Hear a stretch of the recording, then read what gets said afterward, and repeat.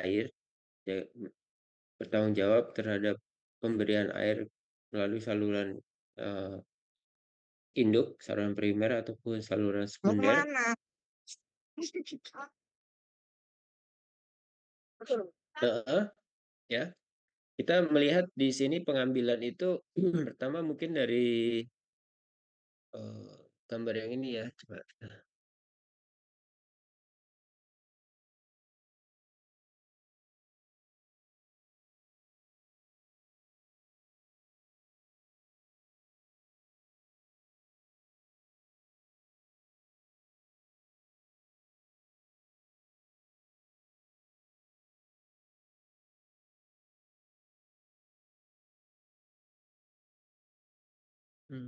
Ya, kita melihat mula-mula pengambilan air dari saluran sekunder, kemudian kita melihat dia masuk ke ini ya, bangunan Salipolo 1, pengambilan di Salipolo 1.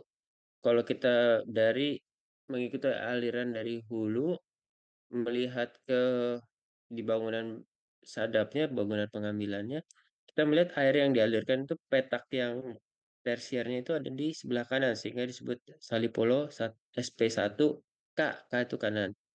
Sini kita melihat luas sawah fungsional. Luas sawah fungsionalnya adalah 61, ya, luas sawah potensialnya itu 61 juga. Jadi seluruh area ini di petak tersier diaktifkan ya, dipergunakan. Selanjutnya kita melanjutkan dari Salipolo 1 terus ke Salipolo 2 ke petak tersier berikutnya. Ya, kita masuk ke petak tersier berikutnya. Lagi-lagi ini di sisi sebelah kanan. Jadi SP pengambilan yang kedua ada bangunan SP2, bangunan bangunan kalau kita lihat simbolnya ini adalah eh, bangunan sadap ya, bukan bangunan bagi. Bangunan sadap Salipolo 2, luas area fungsional dan potensialnya itu sama juga, 64 hektar dan 64 hektar. Terus kemudian sampai di kita lanjut lagi di Salipolo 3, di mana Salipolo 3 itu fungsional, dan ini lokasinya juga di sisi sebelah kanan. eh, Luas areanya untuk petak tersiernya fungsional dan potensial itu 60 dan 60 hektar ya. Kita lanjutkan lagi ke Salipolo 4. Dari Salipolo 4 sebenarnya pecah nih. Dari Salipolo 4 bukan pecah, dia di bangunan sadapnya, ya, bangunan sadapnya itu ada dua, masuk ke sisi sebelah kiri dan sisi sebelah kanan ya. Sisi sebelah kiri dan sisi sebelah kanan, kita lihat ini yang sebelah kanan, ini yang sisi sebelah kiri. Kita melihatnya dari perjalanan kita dari hulu ya, sehingga kita bisa melihat Salipolo kan di bangunan sadap keempat Salipolo kanan itu 73 fungsional dan potensialnya, potensial dan fungsionalnya. Dan di Salipolo 4 kiri kita melihat ada angka yang berbeda nih, di sini ada 132 eh, potensialnya, tapi yang dipergunakan hanya 124 hektar ya. Ada 8 hektar yang nggak dipergunakan loh, berapa petak itu. Mungkin petaninya sudah memutuskan untuk udah saya hanya mengerjakan sekian saja gitu, sehingga totalnya itu dari 132 potensial hanya 124 yang di hektar yang di apa yang memerlukan air di musim tanam yang direncanakan di gambar ini gitu ya. Nah, kemudian kita setelah masuk ke petak ini, petak Salipolo kanan, kita melihat ada SPS S titik P titik Sikuala. S ini saluran pembuang Sikuala. Jadi ini adalah saluran yang dibuat ataupun sungai alamiah yang dimanfaatkan sebagai saluran pembuang atau drainasanya ya. Kalau yang sebelumnya, yang saya gambarkan ini adalah saluran pembawanya. SS tuh saluran sekunder Salipolo, artinya atau saluran primer Salipolo itu kita mendefinisikannya sebagai saluran pembawa ya. Kemudian terus lagi apabila dilanjutkan dari SP4 sampai ke SP5 ya. Nah, di SP5 nih ada yang bahas ke kanan, kita lihat ada nilai yang akan dimasukkan di sini itu berdasarkan NIM. Nanti bagaimana menghitung NIM-nya seperti yang udah pernah Pak Budi tunjukkan, tapi nanti di akhir dari ini akan Pak Budi tunjukkan juga bagaimana menghitung nilai NIM-nya gitu ya. Jadi ini adalah nilai NIM itu sekian hektar misalnya gitu. NIM-nya itu fungsionalnya NIM, apa namanya potensialnya juga NIM. Ya, jadi kita konteksnya ke kanan itu, yang ke kirinya kita lihat juga nih ada Salipolo ke kanan, Salipolo ke kiri ya. Yang ke kanan itu NIM, yang ke kiri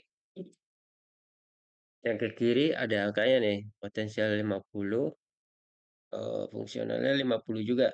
Kemudian dilanjutkan ke SP6, kemudian dilanjutkan lagi saluran sekunder ke SP6, kemudian ke saluran sekunder SP7, ya ini. Kemudian dilanjutkan lagi ini SP6, SP7, kemudian dilanjutkan lagi ke SP8. eh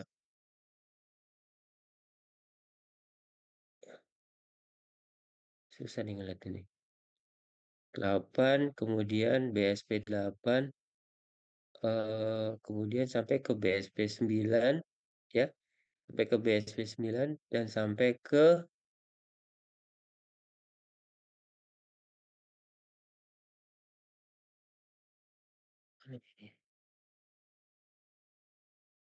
hmm, tempat yang lain. Sambung dari Salipolo sudah sambung ke Sikuledeng ya. Kenapa kok ini namanya berubah? Karena referensi dari para petani itu tentunya mendekati tempat kediaman mereka dan mendekati petak tersiernya. Ya, jadi biasanya kalau kita tinggal di suatu desa gitu, eh, petak-petak sawah itu diberi nama desa itu juga, petak-petak tersiernya, petak tersier diberi nama desa itu. Kemudian kelompok petaninya pun juga mengikuti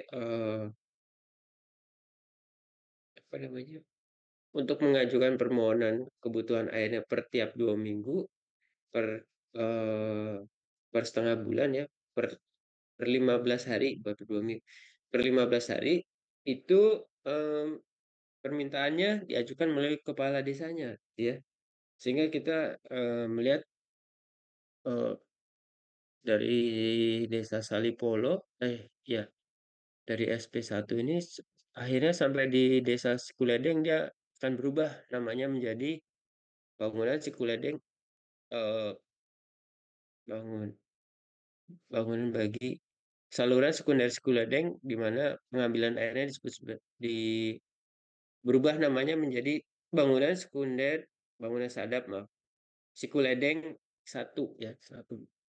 Dalam hal ini satu karena dia sini ke kanan ya, SKL ya ini harus ini, tapi ini Sikuledeng ke kanan satu, kemudian di selanjutnya di Sikuledeng dua ke kanan lagi dua, dengan luasan sawah potensial dan luasan sawah fungsional yang berbeda juga ya. Oke, terus kemudian apa? Setelah kita punya peta situasi ini, kita mencoba menjawab, eh, mencoba mencoba hitung kebutuhan air yang dimulai dari titik ini, BSK1, BS, sebelum masuk ke BSP1, dia ada di titik ini, pengambilan air sebelum masuk ke area sawah Salipolo, itu kebutuhan airnya berapa sih? Caranya dengan menjumlahkan mulai dari dari BSP 9 ya. BSP 9 ditambah BSP 8 ditambah BSP 7 ditambah BSP 6 ditambah BSP 5 ditambah BSP 4 3 2 1 dan sampai ke titik ini ya. Kemudian kita akan menggunakan suatu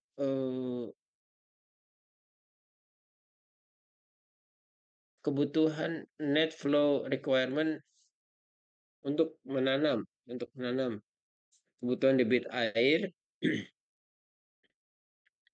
kebutuhan debit air untuk petak-petak yang baru aja kita itu dengan suatu persamaan sederhana ya. Tentunya di irigasi ini harus sederhana karena kita akan berbicara dengan petani ya.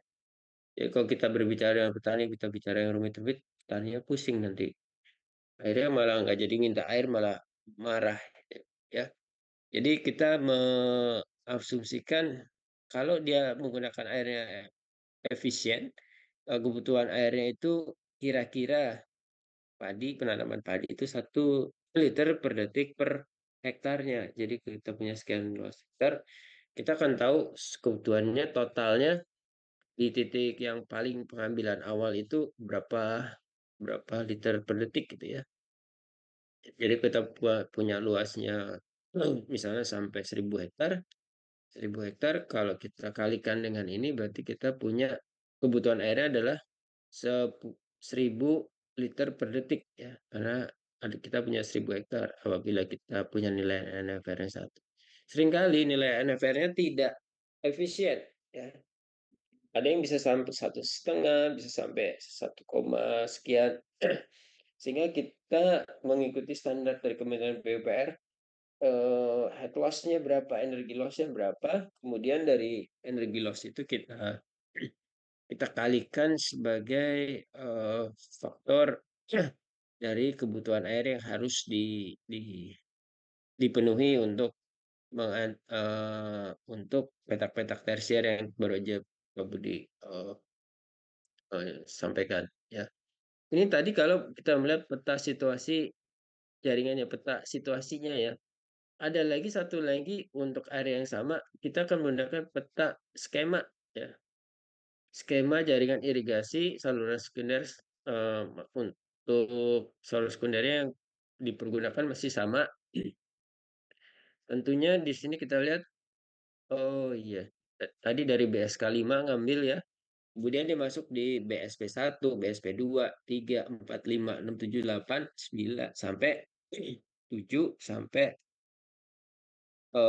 ini cuma sampai 7 ya. Berarti kita cukup menghitung sampai 7 aja. Kalau kita mau nambahkan saluran sekunder bak koko nggak apa-apa. Tapi kalau kita stop sampai 7 aja, itu juga nggak apa-apa ya. Jadi kita menjumlahkan di BSP 7, 7A, 6, BSP 5, BSP 4, 3, 2, 1. Sehingga kita tahu, oh di BSK 5 kebutuhan airnya berapa. Tadi kalau kita kembali lagi ke melihat aliran mulai dari hulu ke Salipolo, itu kita lihat tadi ke kanan ya. Kita lihat ke kanan BSP 1. Kanan itu luasnya 61, luas fungsionalnya luas potensialnya 61, luas fungsionalnya juga 61 hektar. Sehingga kalau kita kalikan efisiensi, kita bagi dengan efisiensi dan kita kalikan dengan NFR-nya, kita akan dapat 73 ya, 73 liter per detik. Setelah dikalikan dengan 61 hektarnya kita dapatkannya bukan bukan NFR-nya, tapi kita akan mendapatkan untuk seluruh area petak tersier yang kita alirkan ke BSP 1 itu 73 liter per detik. Kemudian kita jumlahkan luas areanya dulu, area potensialnya, maaf, area fungsionalnya. Kita jumlahkan sampai BSP 7. Kemudian area itu kita kalikan dengan apa efisiensinya secara merata atau mungkin di masing-masing ini punya efisiensi yang berbeda, silakan aja. Jadi tapi yang paling mudah tentunya kita jumlahkan dulu semua luas areanya kemudian kita kalikan dengan kita bagi dengan efisiensinya dan kita kalikan dengan NFR-nya, kita akan mendapatkan total dari kebutuhan air di BSK 5 pengambilan pertamanya itu untuk saluran sekunder Salipolo, mulai dari yang akan disadap atau dibagikan di mulai dari BSP 1 sampai BSP 7, ya, kira-kira gitu ya. Nah, untuk jawabannya nih sekarang kita lihat ya. Kalau tadi dari soalnya seperti itu, kita akan melihat jawabannya itu seperti ini ya. Tapi sebelumnya untuk menghitung NIM, mungkin kita lihat kalau misalnya nilai NIM kita 1172004 kita jumlahkan 1 tambah 1 tambah 7 tambah 2 sekian misalnya, NIM-nya sama dengan 16 gitu ya.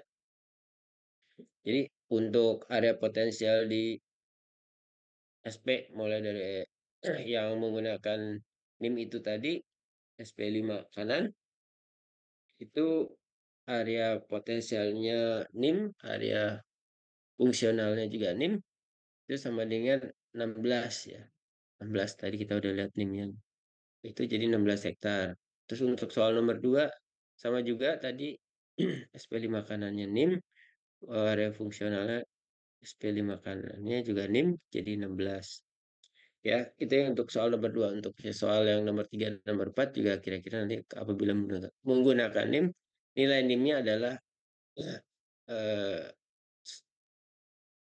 untuk menghitung nomor 3 untuk debit, yang nomor dalam satuan meter kubik per detik, dan untuk soal nomor 4 curah hujan bulanan untuk Agustus dan September misalnya itu musim kemarau ya, musim airnya sangat sedikit ya, NIM menggunakan NIM dalam satuan milimeter ya.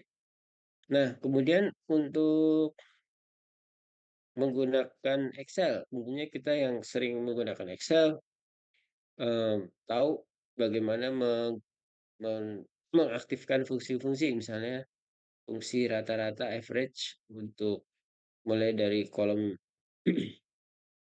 sel 1 sampai sel 5 kita jumlahkan, kemudian kita rata-rata untuk mencari standar deviasi dari sel 1 sampai sel 5, untuk mencari skew dari sel 1 sampai sel 5, skewness untuk mencari kurtosis dari sel 1 sampai sel 5 ya. Kira-kira seperti itu. Ini gunanya apa ini untuk analisa hidrologi? Ya, gunanya untuk analisa hidrologi. Saya agak pusing soalnya. Kemudian untuk apabila kita menggunakan file Excel yang analisa frekuensi hidrologi itu ya, distribusi probabilitas intensitas curah hujan dengan skala ulang tertentu gitu ya. Kita bisa menggunakan fungsi-fungsi probabilitas seperti distribusi normal dari suatu eh, kolom ya. Kemudian untuk distribusi normal, untuk distribusi log normal ya, log norm log norm distribusi untuk eh, satu sel, dan eh, di mana eh, nanti kita lihat sendiri di sel itu, di sel-sel yang ada di filenya itu eh, fungsi-fungsi itu ada yang harus diaktifkan dengan VBA seperti distribusi eh, eh, Gumbel, Gumbel distribusi jadi GUMB, GUMB Gumbel distribusi, kemudian ada yang log Pearson distribusi juga, yaitu harus dua-duanya harus diaktifkan dengan apa namanya, VBA makro ya. Terus selanjutnya tadi untuk jawabannya kita lihat ya, apabila kita tadi disebutkan NFR-nya 1 liter per detik per hektar, luas areanya tentunya kita lihat ada dari BSP 1 kanan ditambah BSP 2 kanan, 3 4 5 6 7 sampai 7 ya. Eh, Sampai BSP, waduh saya nggak lihat ya tadi, mungkin ada BSP 8 ya, tambah BSP 7 kiri ya, tadi yang kanan-kanan ada area kiri, semua di total itu area fungsionalnya, ada fungsional 61 tambah 64 tambah 60 tambah 73 tambah 124 tadi ya. Yang 132 sama 124 tadi tambah 25 tambah 50 terus sehingga totalnya adalah 936 hektar. Apabila kita mengetahui efisiensi energi lossnya mulai dari sawah sawah dari saluran ya, dari saluran petak sekunder, primer, saluran induk, petak maaf, saluran induk dan sampai kemudian mengalir ke saluran sekunder, ya saluran sekunder, efisiensi yang hilang itu sampai masuk ke petak tersier itu sekitar 35%, salah, sekitar 21 sampai 35% ya, sehingga kita bisa pilih kalau worst case skenario kita pilih yang E-nya sama dengan berkurang 35% itu sekitar 0,65 berarti ya. Ini ada berdasarkan KP ini. Mungkin berdasarkan pengalaman juga ya. Sehingga kita bisa memperoleh kebutuhan rencana debit air irigasi di yang pengambilan di sebelum masuk ke BSP 1 itu kebutuhannya adalah NFR-nya 1 liter per detik per hektar dikalikan luasnya 936 hektar dikalikan dengan efisiensinya maaf dibagi dengan efisiensinya 0,79 kita sehingga kita memperoleh debit ya air yang harus dimasukkan yang diberikan ke saluran itu adalah 1,1 liter 1186 liter per detik atau salah salah tulis nih.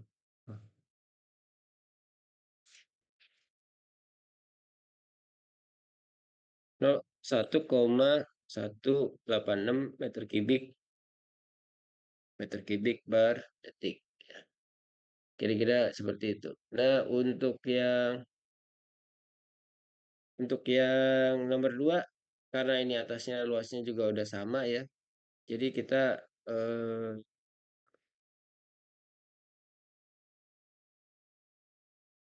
oh salah. Yang nomor 2 ini mungkin dari skemanya hanya ada ini ya. Jadi dari BSP 7A kalau yang tadi di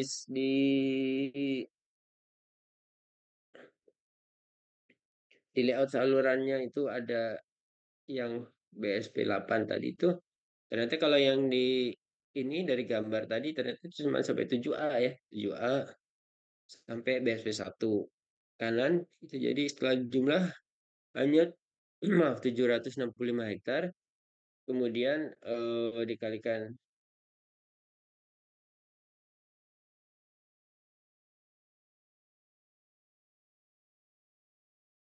dikalikan dengan efisiensinya salah nih salah tulisan ini udah ditulis di sini kenapa jadi itu ya salah ya nggak tahu nih sehingga diperoleh NFR-nya ini juga salah ya 922 liter per detik ini menjadi 0,9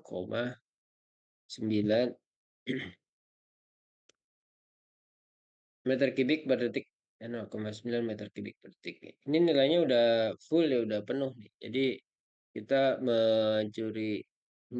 mendapatkan nilai dengan relatif mudah untuk mengerjakan 2 soal ini. Kita paling nggak udah punya 50% apabila ada tanyanya 4 soal ya. Itu em,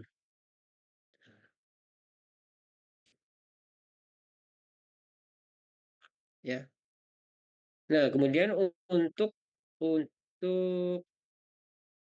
statistik ya analisis statistik sebenarnya ini gampang banget. Gampang banget dalam arti apabila kita punya aduh, ini kenapa jadi jelek ini ya? Apabila kita punya suatu data debit bulanan untuk tahun 2008, 2009 sampai 2018 ya sekitar 11 tahun dimulai dari bulan Januari dengan apa namanya bulan Januari Februari sampai Desember dengan debit yang kita lihat di sini sesuai dengan di tabel ya sesuai dengan yang di tabel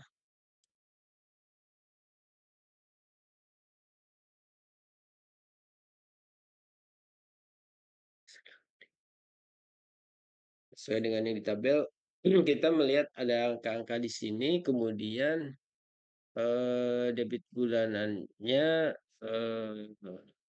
tentunya kalau kita ingin menghitung rata-ratanya, kita ingin menghitung minimumnya, kita ingin menghitung maksimumnya, menghitung standar deviasinya, skewness dan kurtosisnya. Tadi dengan menggunakan rumus-rumus tadi, kita bisa mendapatkan angka-angka yang yang merupakan olahan dari data-data yang tersedia. Gitu ya. Kecuali di satu titik ini ada yang tadi menggunakan NIM yang warnanya ini apa? Oh iya, yang 25 ini. Yang NIM tadi diganti dengan NIM yang ada di kita hitung tadi, misalnya tadi 16 itu diganti itu. Kemudian kita hitung maksimumnya, average-nya, minimumnya tentunya kita dapat tadi yang dapat tadi 16 tadi ya. Ini 16 misalnya. Kemudian minimumnya 16 ya, kemudian maksimumnya kita lihat yang paling besar yang ada 797. Kemudian standar deviasinya tadi caranya gitu stdef, kemudian kita buka tanda kurung, kemudian kita highlight semua, kita pilih mulai dari kolom berapa ini sampai dari sel berapa sampai sel di bawahnya ya. Kemudian kita akan maaf, dari bulan Januari sampai sel bulan Desember untuk tahun yang tertentu, sehingga kita bisa mendapatkan untuk ini standar dev average-nya, kemudian ada minimum maksimumnya kita pilih, kita lihat sendiri. Kemudian ada STDF-nya kita pilih juga. Ini untuk yang tahun ya. Untuk yang per bulan rata-rata, misalnya kita ingin menghitung rata-rata per bulan.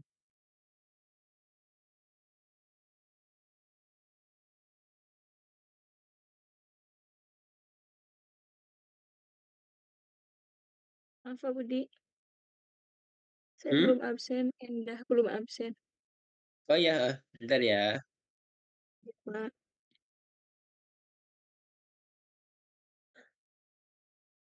Ya, jadi untuk yang per tahun itu seperti itu, rata-rata per tahunnya. Tapi untuk yang rata-rata total untuk bulan itu, misalnya untuk bulan Januari, Februari, Maret, April, itu kita buat yang di sebelah kanan untuk debitnya ya, karena kita tahu data debitnya seperti ini ya. Ini sisi sebelah kanan, ini untuk bulan Februari rata-rata dari tahun 2008 sampai tahun 2018 itu berapa, bulan Februari, Maret berapa, April berapa, dengan kita menghitung untuk rata-ratanya, average-nya, untuk minimum, maksimumnya, standar deviasinya, kurtosis, dan skill dan kurtosisnya ya, kita hitung dengan rumus-rumus itu. Itu ada kok, udah ada di, kalau nggak salah ada di eh, analisa hidrologi, nanti coba kalau ditunjukkan ya, dicoba tunjukkan. Kemudian juga untuk menghitung eh, apa nih?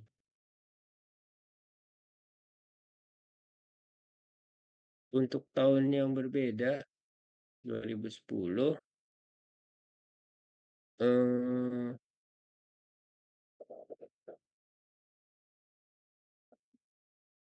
oh, ini berkaitan dengan FJMOC ya. Kita menggunakan tabel FJMOC, di mana FJMOC itu adalah eh,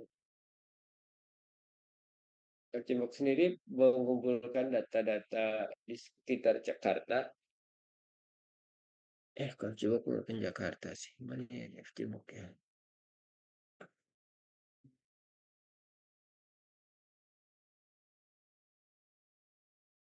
Dia apa yang satunya ya? Mengumpulkan data-data intensitas curah hujan yang dari stasiun penakar hujan kemudian beliau membuat suatu korelasi antara data penakar hujan itu dan juga data data dari panci penman ya. Panci penman yang 2 ring itu berguna di eh, sering dipergunakan untuk ya Mas, dipergunakan untuk mengukur evapotranspirasi evapotranspirasi dan infiltrasi air yang meresap ke dalam tanah di kawasan sawah misalnya gitu ya. Untuk suatu lama penyinaran matahari tertentu ya. Evaporasinya berapa akibat penyinaran matahari, transpirasinya perapasan dari tumbuhannya berapa, kemudian yang infiltrasinya atau perkolasinya itu berapa. Walaupun satuannya rata-rata dalam 1 hari itu mungkin hanya sekitar 10 mili 1 senti, atau kurang dari 10 mili. Tapi kalau kita jumlahkan untuk area yang sangat luas, tentunya kita akan melihat eh, mendapatkan suatu perkiraan yang lebih baik untuk eh, apa namanya limpasan aliran permukaan dari catchment yang kemudian akan terkumpul menjadi aliran eh, sungai yang nanti kita akan ukur lagi dengan perhitungan pengukuran an- apa luas penampang luas penampang dari sungai itu ya luas penampang dari sungai dikalikan dengan eh, kedalaman airnya ya luas penampang dikalikan dengan kecepatannya ya luas penampang kita peroleh dari kedalaman air atau ketinggian muka air yang kita ukur dengan AWLR luasnya untuk luas penampangnya dikalikan dengan misalnya asumsi kita flat, lebar sungainya 25 meter, kedalaman airnya 3 meter gitu. Kita flat, kita kalikan, oh luas penampang sungai itu apabila dia box bentuknya kotak itu 25 kali 3 meter jadi sekitar 75 luas penampangnya itu 75 meter gitu ya persegi. Kalau kita punya suatu alat ukur untuk kecepatan aliran misalnya di tengah maaf di permukaan di tengah di sepertiga permukaan di 2/3 permukaan dan di tengah ya kalau kita lakukan pengukuran terus kemudian kita dapat oh kecepatan alirannya 1,5 meter per detik kita kalikan 1,5 meter per detik dikalikan dengan luas penampangnya 75 meter persegi kita akan mendapatkan 75 kali 1,5 itu 177 tambah 37,5 75 37 112 75 3 112 setengah ya kita dapatnya 112 setengah 75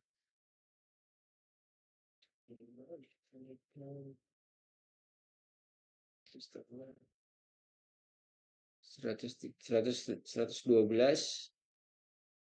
112 meter kubik per detik ya kita dapat alirannya itu 112,5 meter kubik per detik kalau kecepatan alirannya rata-rata yang kita asumsikan itu 1,5 meter per detik. Tapi kalau lagi banjir lagi deras sekali tentunya perubahan aliran itu bisa kecepatan alirannya terutama itu bisa menjadi jauh lebih besar misalnya jadi 2,5 atau 3 meter per detik gitu ya. Jadi mungkin itu yang perlu diperhatikan. Kita memerlukan selain kita melakukan pengukuran APLR, kita juga memerlukan kecepatan aliran di sungainya itu, atau kecepatan rata-rata di sungainya itu.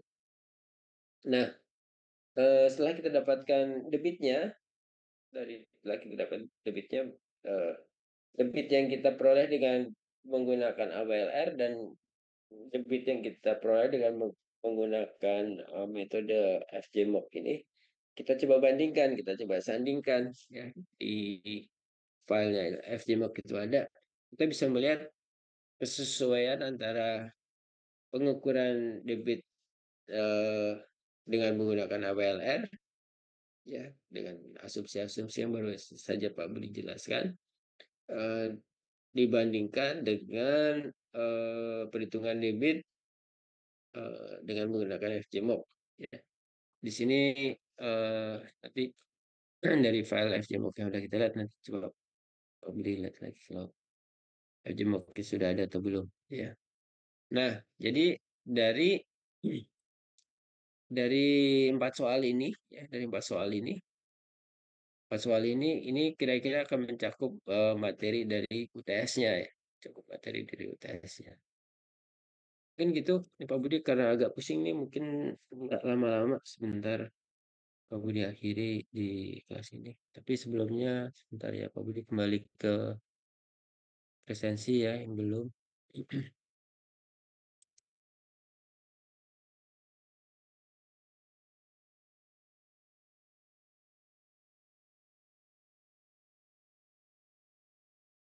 Aduh, sebentar.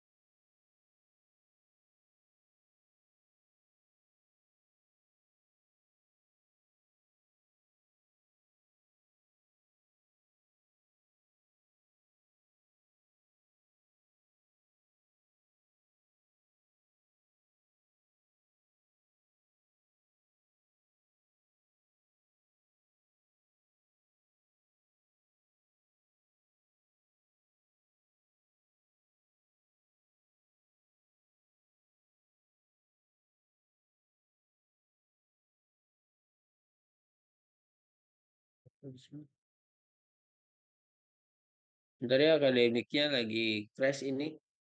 Jadi eh